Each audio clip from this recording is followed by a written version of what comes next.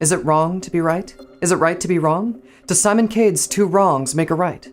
All I know is 3 rights make a left. Hey, I'm Jesse and this is Video Tempest.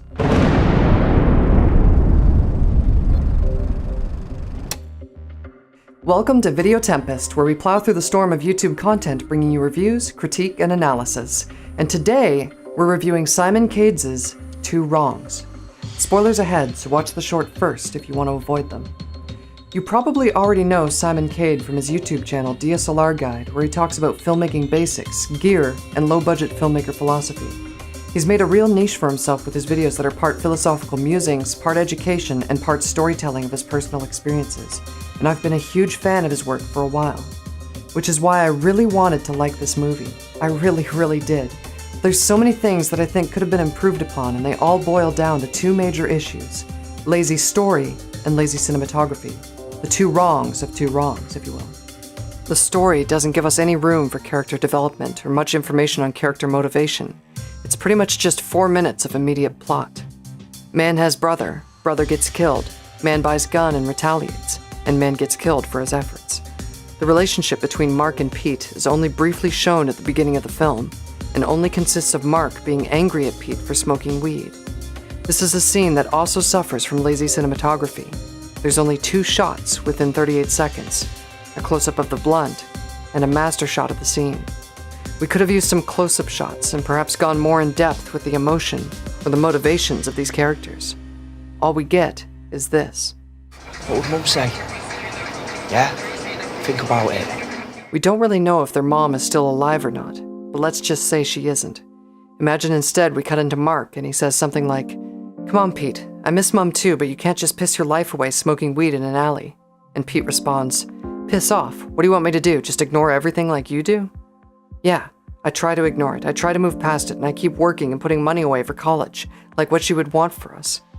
Great, well, not everyone can be as perfect as you, Mark. Not all of us can just move on.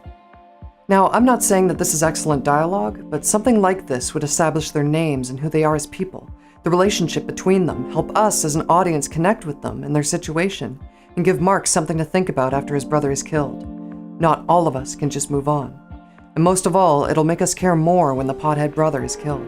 Speaking of which, the very next scene is where Pete gets killed by a random street thug and his gang for apparently no reason. This scene was shot much better, consisting of a tracking shot, a master, 2 over the shoulders, and a cut-in of the knife. There's good coverage for this scene, and it gives the editor a lot more to work with. The very next scene after that is 2 guys talking about the kid who got stabbed up 19 times, while Mark takes their order. There's not really any indication of what Mark is thinking here, or why he appears so calm if the victim was his brother. He does take note of the name of the thug, and we get a beautifully shot cut-in of the name, Connor. However, without any development of how he finds this guy or how he knows who Connor is, the very next scene is him confronting the guy who murdered his brother and just running up to him and telling him off immediately. The actors really tried here, but it just falls flat. We hardly know anything about Mark and his relationship with his brother. We don't know how it's affected him. We don't know how he found Connor so easily, or what their prior relationship is, if any, or why Mark is so bold when confronting a murderer. There's no build-up. We just don't have an emotional connection. The very next scene, we have Mark buying a gun in a back alley.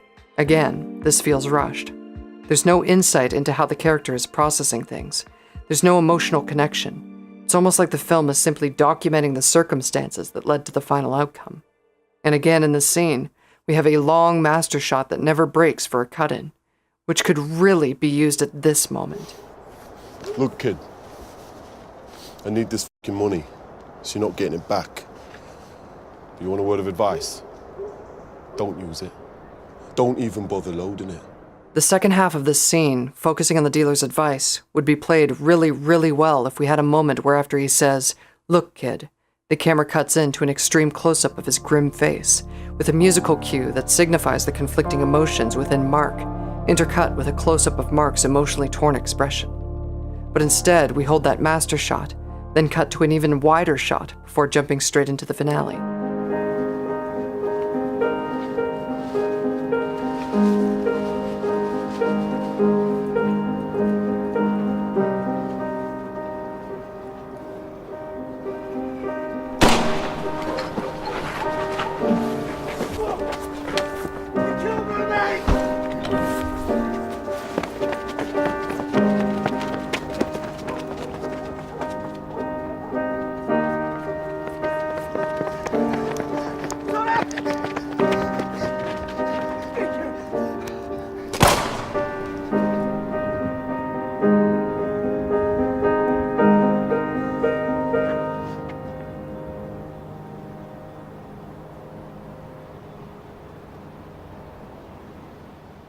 He takes one shot that isn't even aimed at his target, and the slide locks back. Then in the next shot, the gun is magically in battery again and is picked up by Connor, who ultimately takes one final fatal shot at Mark.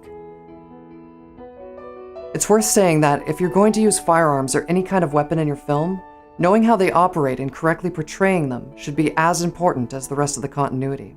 Now, don't get me wrong, this scene is shot nicely, and the lighting on the final shot of the film is simple and beautiful. Simon did a wonderful job in this aspect, but as with the rest of the film, there's an emotional aspect missing from the story. As Mark lies dead in the street, I found that I didn't really have a strong connection to him as a character, more just a solemn acknowledgement that irrational behavior leads to terrible outcomes.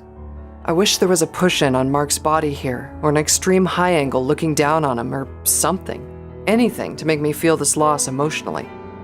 Overall, the tragedy of this film is rooted in a lack of story development, character development, and not taking enough time to fully shoot and cover the scenes with all needed camera angles, resulting in a film that felt underdeveloped and rushed. I don't like to be overtly negative, and while there's a lot of critique in this review, I can absolutely acknowledge that creating a short film is no small task, and there are several moments in this film that are excellently lit and shot. As I said at the beginning of this review, I am very much a fan of Simon Cade and his channel DSLRGuide, and I would really like to emphasize that my critique is not personal by any means. I just think we can all learn something by honestly reviewing the art that we create. In fact, I created a whirlwind, a playlist where we explore a topic a little more deeply. In it, I highlight a couple of my favorite videos from Simon, exploring the concept of haters, as well as learning from our failures. Go ahead and click on the whirlwind link to join me. And hey, if you enjoyed this, go ahead and subscribe and tap the bell to be notified whenever new videos are released.